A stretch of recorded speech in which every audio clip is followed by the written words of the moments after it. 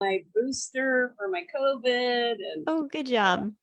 yeah, because I'm traveling again, and if you're going to be in an air can full of people, yeah, Oh, yeah. when I fly, yeah, Yeah. it did this.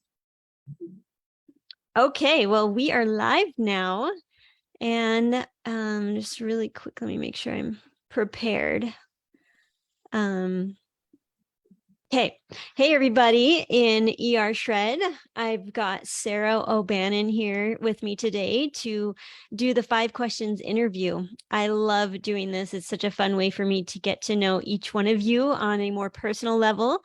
So if there's anyone else here in the community who would like to be interviewed, who would be willing, because I know it's not always the most comfortable thing for all of us to be on camera and to go live. But if you are feeling up to it and you'd like to come join me on one of these interviews so that I can ask you these 5 questions, then please comment below and let me know. But so let's just go ahead and get started. Sara, why don't you just introduce yourself? Tell us where you live, uh, what you do for work, how you spend your time. And I really, really love when people describe their personality even. So go ahead and tell us So everything about you. I live in Omaha, Nebraska, and I've been here a little over 4 years. I'm sort of a transplant. Originally a Floridian, grew up in Miami, lived all over, lived a lot of years in West Palm area. And also, as I shared today with the storm, I spent quite a few years on Anna Maria Island. I had a beach cottage about 4 houses off the Gulf of Mexico there. And I remember evacuating for Charlie. So this is bringing back a lot of memories Wow. today. And I work remotely. I spent quite a few, I've been in everything from financial insurance most of my life to after my parents died. I sort of had to revamp things. So I did a stint with Hyatt Hotels, and once everybody was sort of laid off during COVID, and I am now rejuvenated as a government contractor, and I work remotely, basically leading a team. I do social service work is the best way to put it, but remotely for Las Vegas. Oh, wow. Yeah, You so do a lot of things. I enjoy it. It keeps me busy. They take good care of me, and I get to work overtime, which means I spend more time at work, but being paid overtime is nice, and that helps me save up for all my dream stuff. So, That's awesome. and at personality, I'm very outgoing, um, performer by nature. Since I made my singing debut at age 4 at the Breakers, much Oh, you to the sing? chagrin of That's my so parents. fun.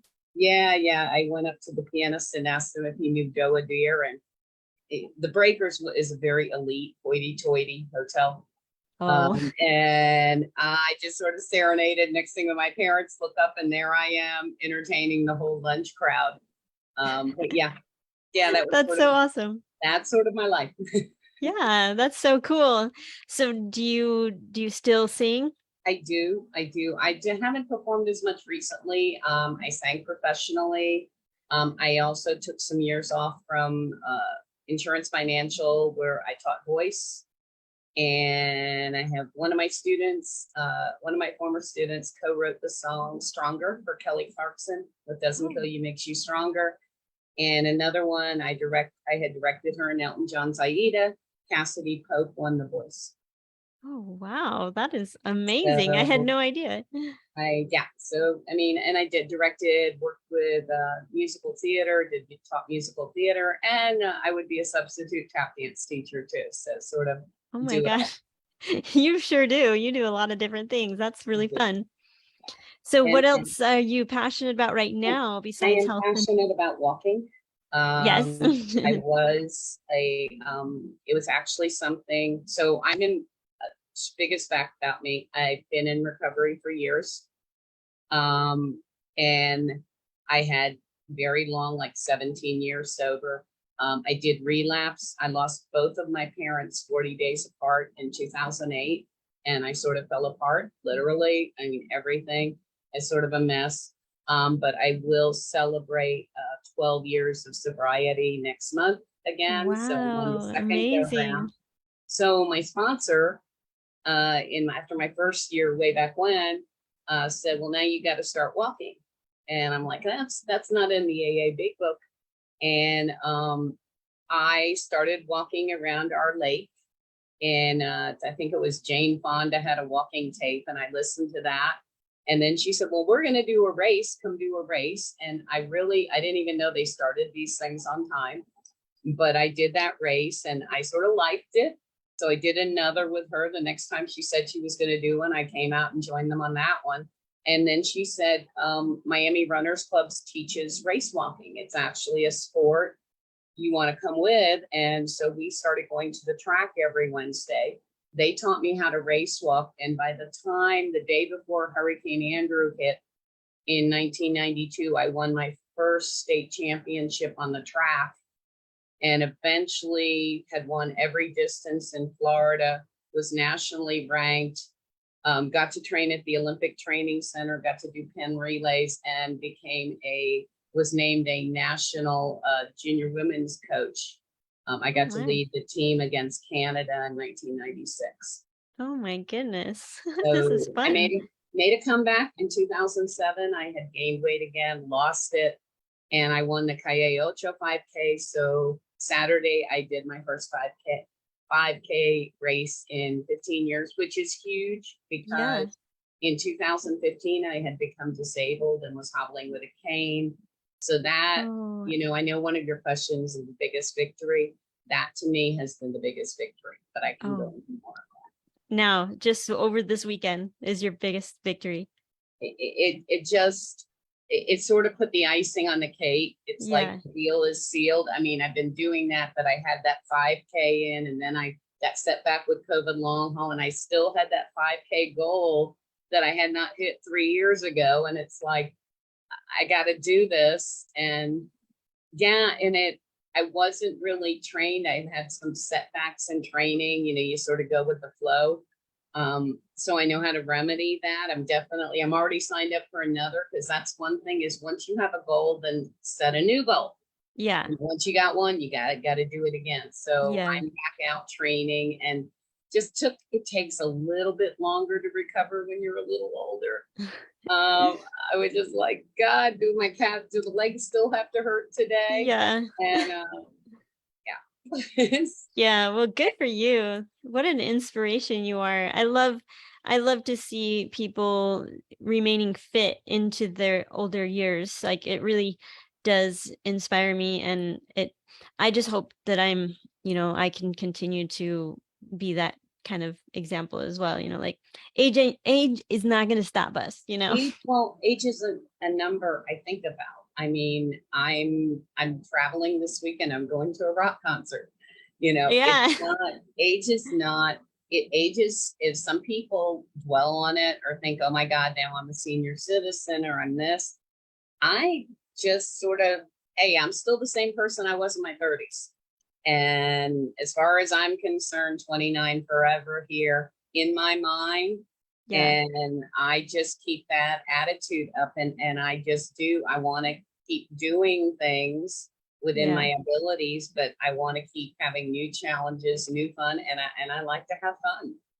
That's awesome. That really is awesome. I agree. I just never would have imagined at age 40 that I would still see myself like in high school. Like I just still feel like my high school self a lot of times, when I read my journal, like that wasn't that long ago.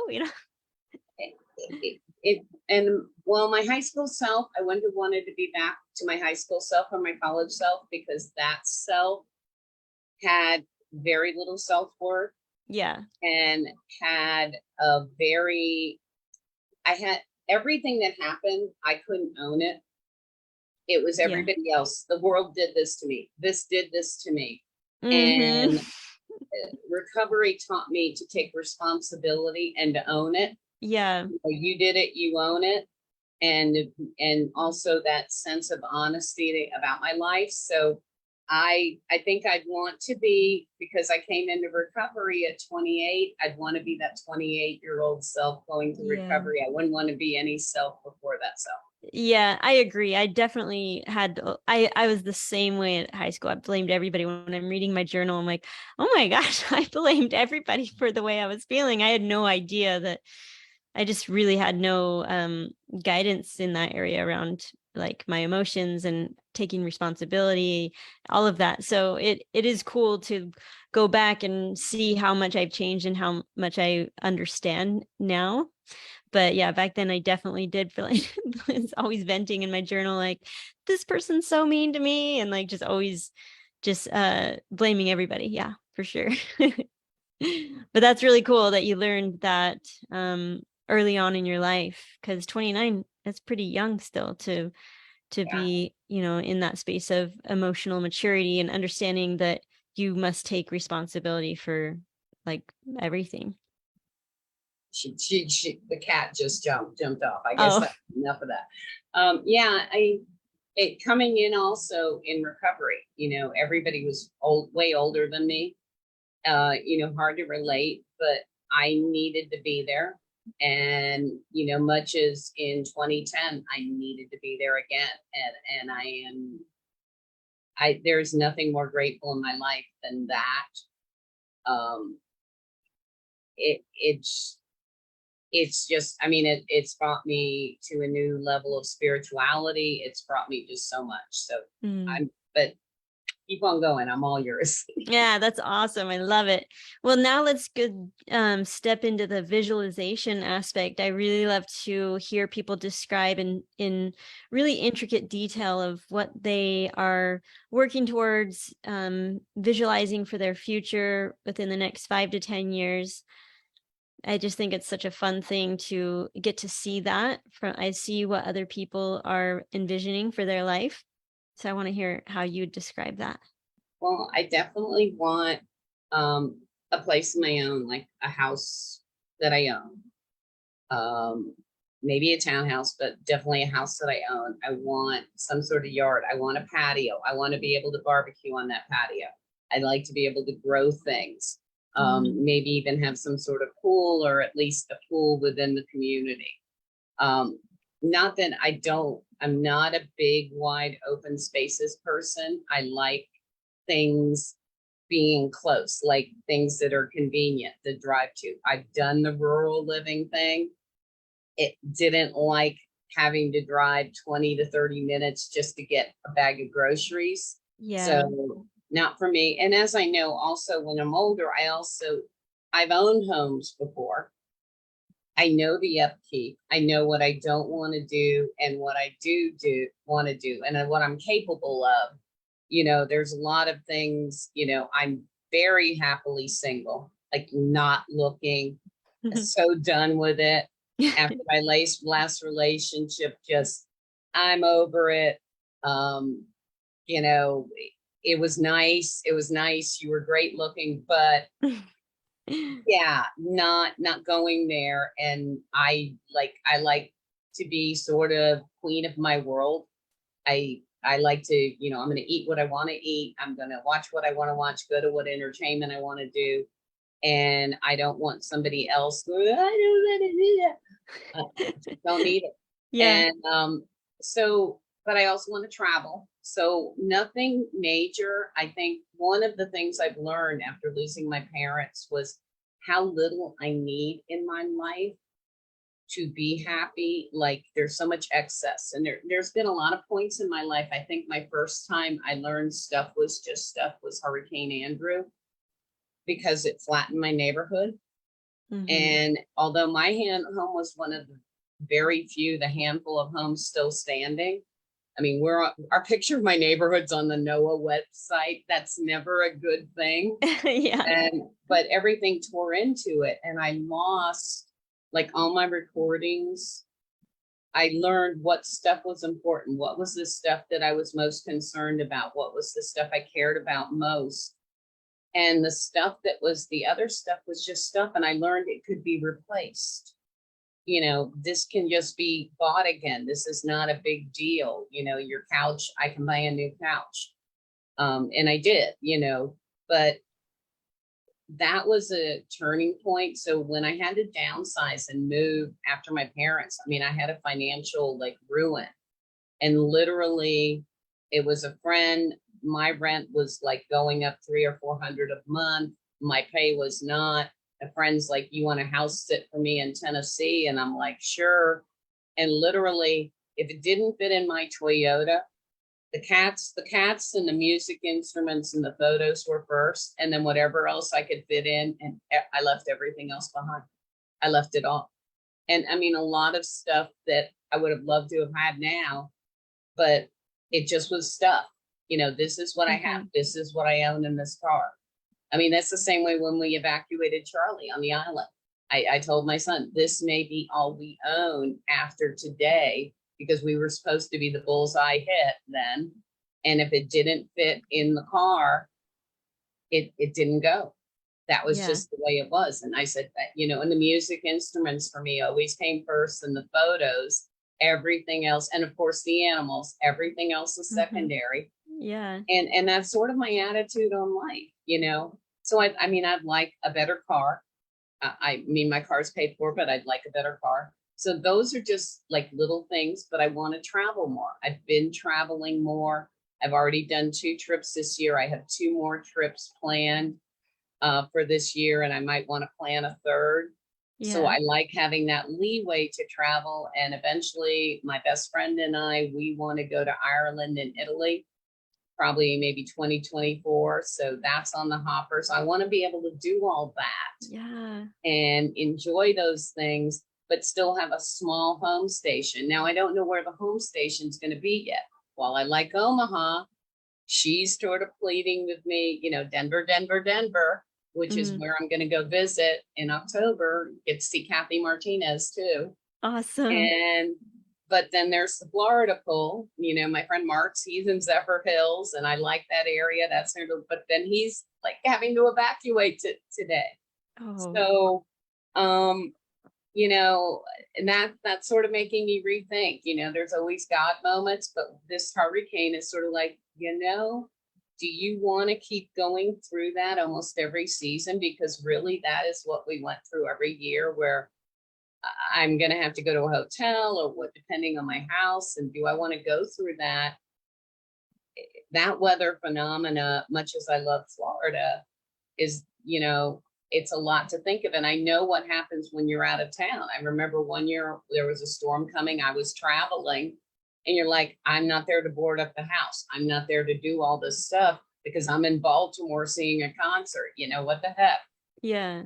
So, yeah. That's so the where of it, the where I land is not set, but what I want when I land is set. Oh, I love that. That's so fun to hear all those things, like the traveling, the better car, owning your own space, but not having a lot of things. Like, I love that you learned that life lesson about all the excess and the things and how unnecessary they are. You don't need a lot. I mean, when I had to downsize, and I learned, okay, you only make so much money. How do I budget so I stay within that money I have and not go overboard and not go into plastic debt? And that's what I've done here. So I have a very small apartment, but it fits me and my stuff.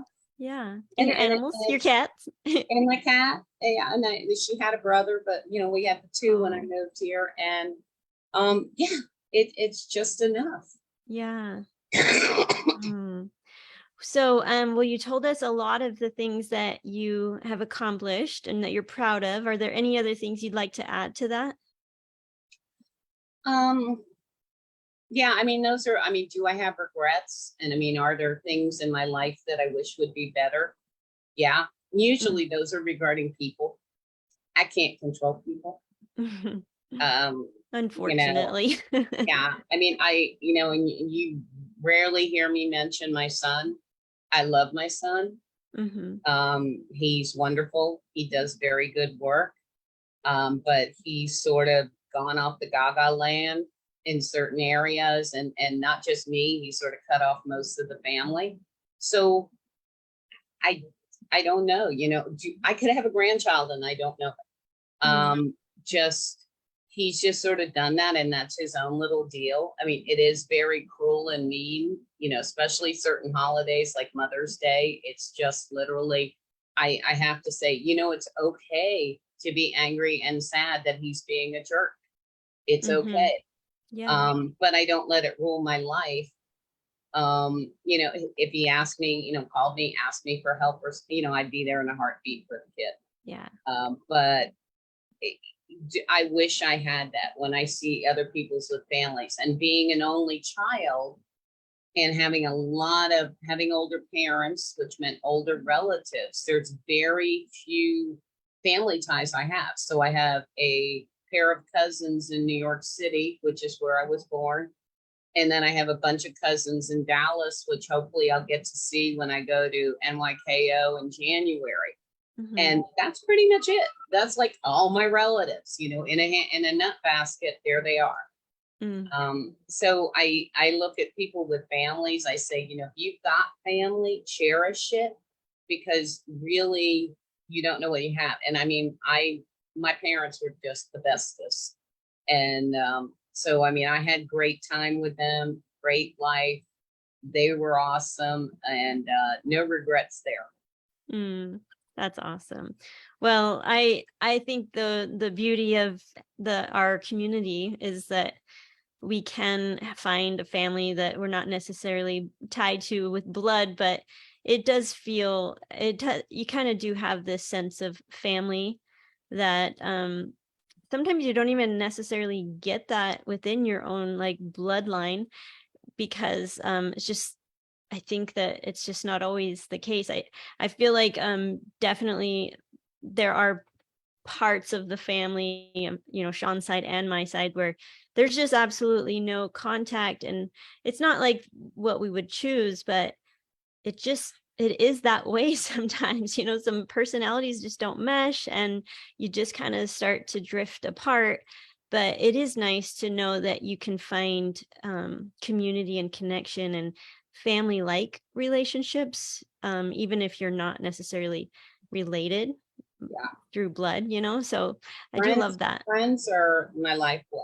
I mean, Yeah. even, and when I got this trip coming up, I think there's one girl from the ER Shred. I'm trying to connect with. I have another one who was actually the one I substituted with on the tap dancing, and both Oh. our kids danced together. My Uh-huh. son had been like a champion dancer, so I'm hoping to see her in Denver. I'll get to see my best friend who I haven't seen in 15 years, and that's my high school roots there. Yeah. And but all those friends, I mean, I have friends all over the world, are just so important. And I mean, thank God for internet, because it just Yeah. allows me to keep in touch without a lot of effort. My parents, I Yeah. remember them having phone books and trying to call people on the weekends to keep in touch, or they, Christmas cards, they Yeah. send stories and Christmas cards. And this is just a lot better. All the nice, to take advantage of the connectivity in a good way, Yeah. as it can bring so many good things to our lives. Hmm. Yeah, absolutely. Well, let's finish the call by having you share with us a little bit about what your beliefs are and what you believe is the purpose of life, or what gives you purpose and meaning and gets you excited to wake up every day and seize the day. So um, I have a lot of similarity in backgrounds. Um, I grew up Catholic schools, Catholic nuns, all that, and really twisted in a lot of different ways, and kept trying to be in that thing. And I finally left the Catholic Church because of some things that happened. And I was very close in, because I was the head cantor for the bishop. I was paid professional singer to sing Mm, at all the services. And so I saw things that other people might not see. mm, And so it caused me to rethink my life. mm. And I had When was to, this about? How that old were you? happened in I turned in my resignation in 1999, and I ended up doing Godspell, the musical Godspell for another church, just because I always wanted to. And I got to be part of the onstage band and sing On the Willows. Oh, Amazing musical if you've never seen it. But it caused me to question a lot of my beliefs. What is real? What is not? Other people have other religions, things like that. mhm. And over those years, I was on Anna Maria Island, and I met a friend had a new age shop, and he had weekly meditation classes. And I started going there. And over those 4 or 5 years, I came to a different attunement and spirituality where I was more higher powered, like spirit of the universe, rather than any particular this religion, that religion, or anything.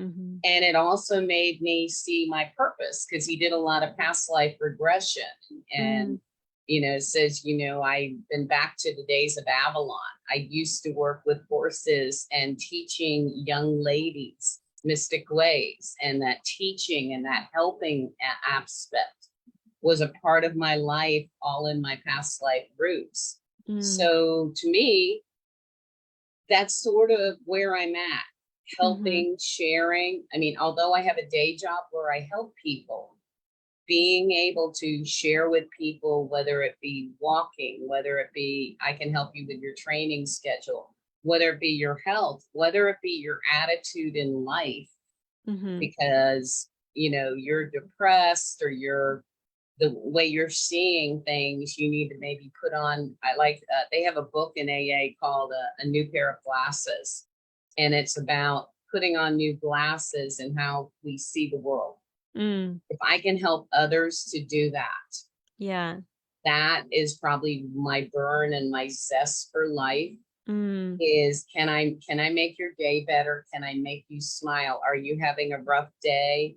Can I say something that's going to inspire you today, or maybe just take the edge off the pain you're feeling? And can I even had a one friend, I've helped her on the phone, and I'm not selling her it. I know her budget. Yeah. She said, might in the future.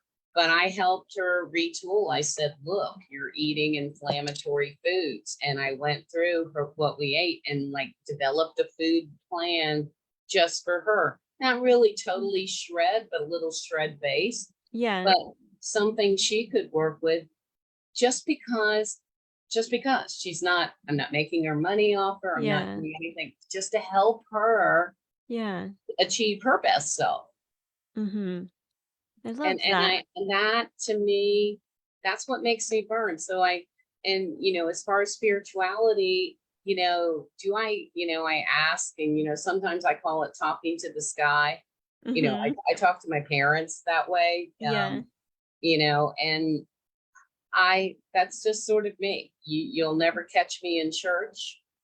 But I'm probably one of the deepest, most spiritual persons out there. I can definitely relate to your journey in similar ways. So that's really cool. Well, thank you so much, Sarah. This has been a lot of fun. I didn't know all these things about you, so that's one thing that I love about these 5 questions because, we know a lot about each other as far as our protocol and the diet and the weight loss and the all the non-scale victories that we get to share within the community.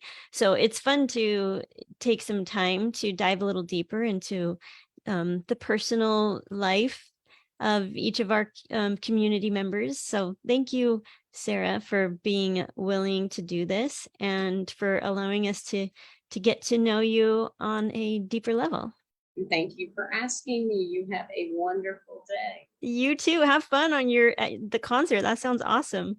Yeah, I definitely, you'll see some posts about that. Awesome. I'm Yeah. like, and also seeing the Seattle, the Emerald City, all of that. It's just going to be so cool. Oh, that's going to be awesome. I can't wait to see some pictures. So thank you for always keeping us updated on your life. That's so fun. And yeah, have a good time.